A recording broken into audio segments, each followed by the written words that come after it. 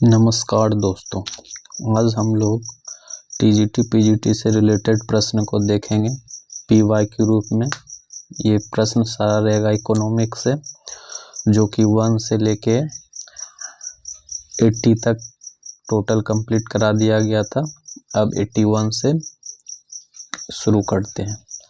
चलिए, प्रश्न नंबर है 81। दक्षता यह अपेक्षा रखती है कि पूर्णतः सार्वजनिक वस्तुओं का उत्पाद ऐसे बिंदु पर हो जहां। प्रश्न है कि दक्षता यह अपेक्षा रखती है कि पूर्णतः सार्वजनिक वस्तुओं की उत्पादन ऐसे बिंदु पर हो जाए। तो ऑप्शन नंबर ए हो जाएगा। सीमांत निजी लाभ का योग उत्पादन की सीमांत सामाजिक लागत की समान हो। इसका व्याख्या भी देख लेते हैं। दक्षता यह अपेक्षा रखती है कि पूर्णतः सार्वजनिक वस्तुओं का उत्पादन ऐसे बिंदु पर हो जहां सीमांत निजी लाभ का योग उत्पादन सीमांत सामाजिक लागत के समान हो। चलिए, 82 नंबर प्रश्न। दिए गए उत्पादन फलन Q/2 K पे पावर 1/3 इंटू L पे पावर 2/3 में उत्पादन स्तर बताएं, जबकि पूंजी 8 है इकाइयों और श्रमिक की 27 इकाइयाँ का उपयोग होता है। तो इसका ये फार्मूला पे बनेगा, ये इसका आ जाएगा सॉल्व करने के बाद 36। ये फार्मूला पे इसको बनाना है, पावर रख के तो लास्ट में आ जाएगा Q का मान क्या हो जाएगा 36। 83 नंबर प्रश्न। दो आगतों पूंजी और श्रम के साथ कॉब डगलस उत्पादन फलन के प्रकार वाली अर्थव्यवस्था पर विचार करें। कुल उत्पादन में पूंजी और श्रम का हिस्सा क्रमशः 1/4 और 3/4 है। पूंजी और श्रम की वृद्धि की दर क्रमशः 8% और 4% प्रति वर्ष है। तो 3% की दर से तटस्थ तकनीकी प्रगति होती है। ऐसी अर्थव्यवस्था में प्रतिवर्ष उत्पादन की वृद्धि दर क्या होगी? तो उत्पादन की वृद्धि दर क्या हो जाएगी? तो इसको भी फार्मूला से सॉल्व करेंगे तो निकल जाएगा इसका 8%। तो फार्मूला इसका उत्पादन की वृद्धि दर ऐसे होता है, 3 वर्ष प्रति वर्ष बोल रहा था, 8% से 4%। इसको सॉल्व करने के बाद निकल जाएगा 8%। 84 नंबर। नव क्लासिकीय उत्पादन फलन की निम्न में से क्या विशेषताएं हैं? नव क्लासिकीय उत्पादन फलन की निम्न में से क्या विशेषताएं हैं? तो ऑप्शन नंबर डी हो जाएगा। क्या क्या है? तो 1 और 2 और 3 तीनों है। तो नव क्लासिकीय उत्पादन फलन की क्या क्या विशेषताएं तो देख लेते हैं। साधनों की धनात्मक और घटती हुई सीमांत उत्पादकताएं, पैमाने का स्थिर प्रतिफल, इनाडा शर्तों की संतुष्टि करती है। इसका व्याख्या देखते हैं। नव क्लासिकीय उत्पादन फलन की निम्नलिखित विशेषताएं हैं। क्या क्या विशेषता है? तो साधन की धनात्मक और घटती हुई सीमांत उत्पादकताएं, पैमाने का स्थिर प्रतिफल, इनाडा शर्तों को संतुष्टि करता है। क्या चीज में? तो नव क्लासिकीय उत्पादन फलन में। कितना नंबर प्रश्न था? 84। अब हो जाएगा 85। 85 नंबर प्रश्न। 85 नंबर प्रश्न को हम लोग देखते हैं। 85 नंबर प्रश्न है, किसी संस्थान के लिए 2 स्थितियों लाभ महत्तमीकरण और विक्रय आय महत्तमीकरण के मध्य विक्रय आय महत्व कारक की एक अपेक्षा लाभ महत्तमी कारक के लिए साम्य में निम्न में से क्या घटित होता है? क्या घटित होता है? तो ऑप्शन नंबर इसका बी हो जाएगा। निम्नतर उत्पाद और उच्चतर मूल्य। इसका व्याख्या थोड़ा सा देख लेते हैं। व्याख्या है, किसी संस्थान के लिए दो स्थितियों का लाभ महत्वीकरण और विक्रय आय महत्वीकरण के मध्य विक्रय आय महत्वीकरण की अपेक्षा लाभ महत्वीकरण के लिए साम्य उच्च उत्पाद और उच्च मूल्य होगा। लाभ अधिकमीकरण मॉडल में फर्मों की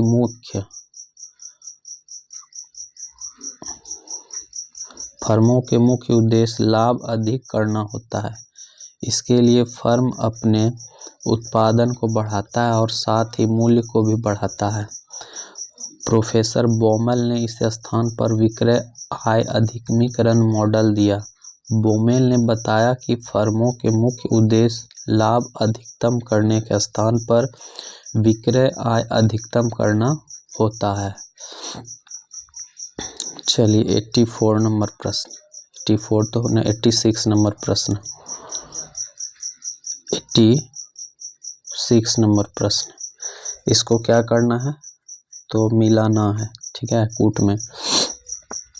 CES उत्पादन फलन में, CES उत्पादन फलन में तो Q बराबर क्या हो जाएगा, A under bracket A X, ये इतना इतना है।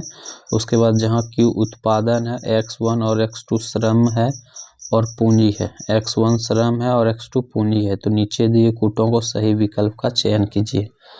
तो दक्षता का क्या हो जाएगा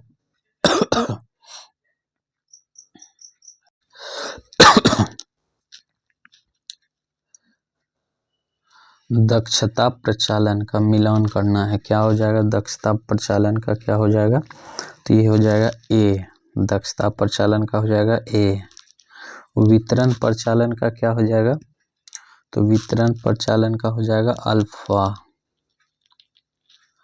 और प्रतिस्थापन प्रचालन का हो जाएगा P।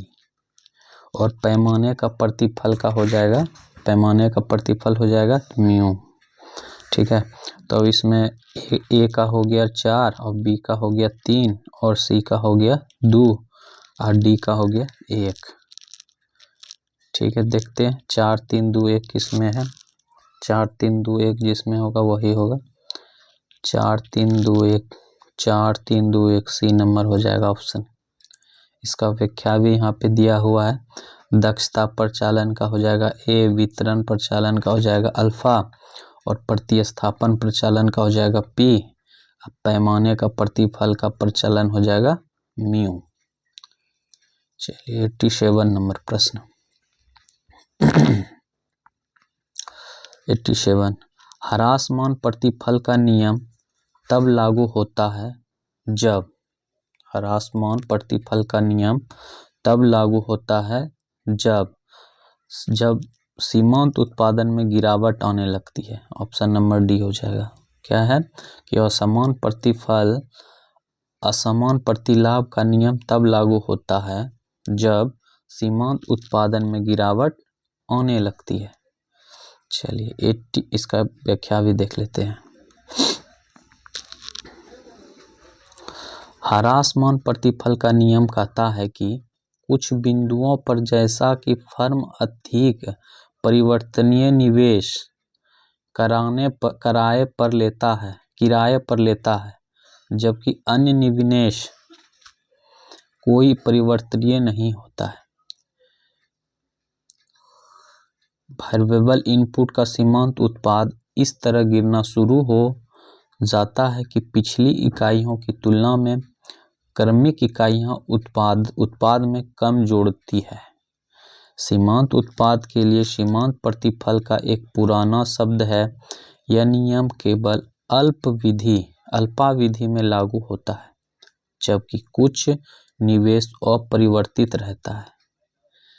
इस दीर्घकाल में लागू करने की आवश्यकता नहीं है। चलिए ये कितना नंबर प्रश्न था तो 87। अब 88 देखना है कौन सा तो 88 नंबर प्रश्न, 88 नंबर भी प्रश्न वही है। सूची 1 को सूची 2 से मिलान करना है। पहले प्रश्न को पढ़ते हैं क्या है। उत्पादन कार्य में Q बराबर A L पे पावर A और K पे पावर B निम्नलिखित को सम्मिलित करें। तो A plus B a plus B बराबर 1, तो इसका क्या हो जाएगा, पैमाने का स्थिर प्रतिफल हो जाएगा। प्रतिस्थापन की लोच क्या हो जाएगा, प्रतिस्थापन का लोच हो जाएगा 1। उत्पादन की श्रम लोच क्या हो जाएगा, उत्पादन का श्रम लोच हो जाएगा छोटी a, और उत्पादन की पूंजी लोच हो जाएगा क्या, तो हो जाएगा ये छोटी b। ठीक है, तो अब इसका कूट में देखते हैं कौन सा हो जाएगा, कौन है, तो 1 का 3 और 4 1 2, 3 4 1 2, देखते हैं कौन सा है, 3 4 1 2, 3 4 1 2, ऑप्शन नंबर सी है 3 4 1 2। चलिए इसका व्याख्या देखते हैं, व्याख्या में क्या है, तो a प्लस बी बराबर 1 का हो जाएगा पैमाने का प्रतिफल का स्थिर फल, और प्रतिस्थापन का लोच हो जाएगा 1, उत्पादन की श्रम लोच हो जाएगा छोटी a, उत्पादन की पूंजी का लोच हो जाएगा छोटी b। चलिए 89 नंबर प्रश्न 89 नंबर प्रश्न, उत्पादक अतिरिक्त क्षमता के साथ कार्य कर रहा होता है जब, उत्पादक अतिरिक्त क्षमता के साथ कार्य कर रहा होता है जब, तो 89 का क्या हो जाएगा, 89 का हो जाएगा डी नंबर। वह न्यूनतम औसत कुल लागत पर दिए गए उत्पादन से कम उत्पाद करता है। प्रश्न कह रहा है कि उत्पादक अतिरिक्त क्षमता के साथ कार्य कर रहा होता है जब वह न्यूनतम औसत लागत पर दिए गए उत्पादन से कम उत्पादन करता है। चलिए 89 हो गया, इसका व्याख्या देख लेते हैं। क्षमता से अभिप्राय है कि ऐसा उत्पादन जो बिना उचित औसत या प्रति यूनिट लागत को बढ़ाए पैदा किया जा सके। एक उत्पादन जो एक आउटपुट उत्पादित करता है जो न्यूनतम औसत कुछ लागत से छोटा होता है, उस यूनिट को अतिरिक्त क्षमता के साथ संचालन हो कहा जाता है। चलिए 90 नंबर प्रश्न है 90 नंबर प्रश्न है, उत्पादन फलन Q बराबर A L पे पावर अल्फा K पे पावर बीटा, फिर है अल्फा बीटा ग्रेटर देन 0 दिए जाने पर स्केल पर आरोही प्रतिफल का मान ज्ञात करें। तो आरोही प्रतिफल का मान क्या हो जाएगा, तो डी हो जाएगा अल्फा प्लस बीटा 1 से बड़ा। इसका व्याख्या है, व्याख्या थोड़ा बड़ा है, इसको क्या है, वही है कॉब डगलस प्रोडक्शन फंक्शन जो है, श्रम एक पूंजी की उत्पादन के साथ व्यक्त करने वाले फलनात्मक संबंध को कॉब डगलस प्रोडक्शन फंक्शन कहते हैं, जिसमें क्यू प्रोडक्शन है ए कांस्टेंट है, अल्फा बीटा धनात्मक प्रचालन है, एल लेबर है, के कैपिटल है, तो इससे इसको निकाला जाता है। चलिए 95 नहीं जाएगा, 91 जाएगा, 90 के बाद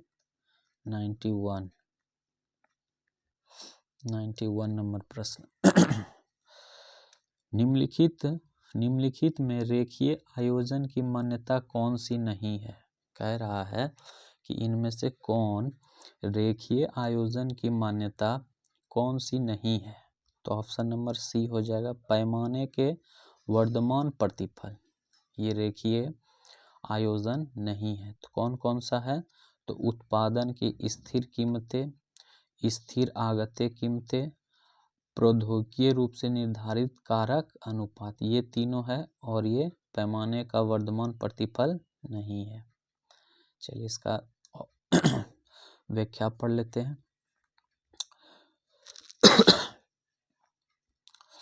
रेखीय आयोजन की मान्यता निम्न है।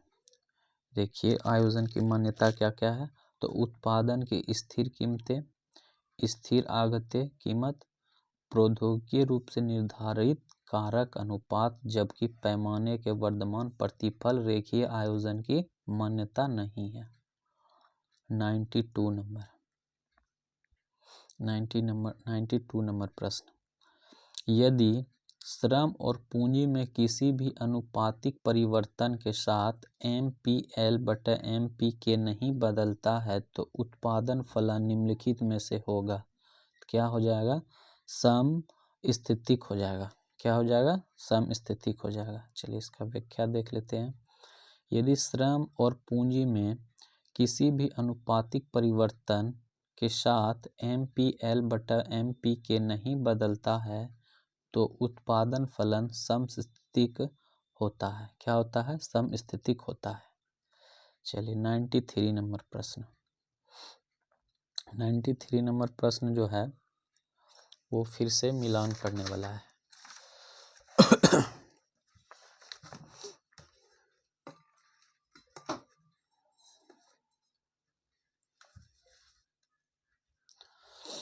चलिए इसको पढ़ते हैं पहले प्रश्न को। 93 मान ले कि कॉफ डगलस उत्पादन फलन निम्नलिखित है।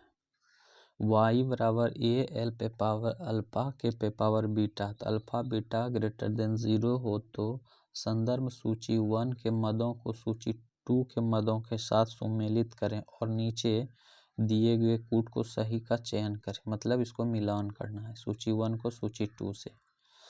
ठीक है। कह रहा पैमाने का वर्तमान प्रतिफल। पैमाने का वर्तमान प्रतिफल। तो वर्तमान मतलब क्या होता है? बढ़ता हुआ। तो बढ़ किस में रहा है? तो हो जाएगा अल्फा प्लस बीटा 1 से बड़ा। तो 1 से बड़ा हो रहा है तो हो जाएगा इसका 2 नंबर। ठीक है।